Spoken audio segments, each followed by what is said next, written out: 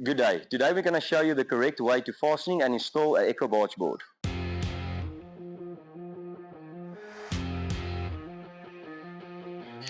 Because of the Eco product contains a mixture of wood and plastic composite, the product expands and contracts. For this reason, we're going to drill 19mm holes, and this is going to allow movement. It's not just that. This fixture will prevent pull-out from high wind gusts. Before fixing your Ecotuff barge board, it is best to first paint the barge board and cut plumb lines.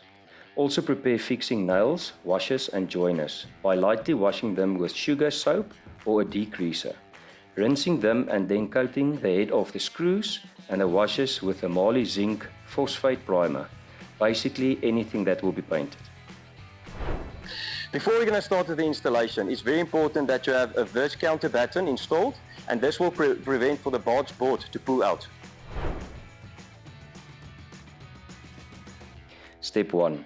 Find the position of the barge board and mark where the holes will be drilled. Drill 19mm holes.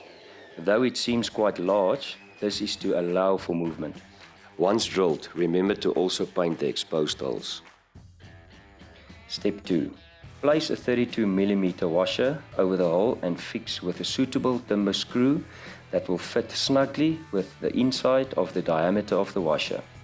Now screw into place, but not too tight.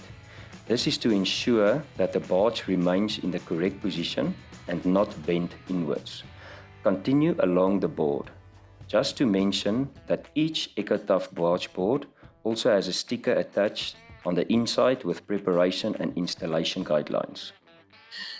To join the two barges, make sure you use a Marley joiner, and to also take note that we can also give you special lengths as per your request.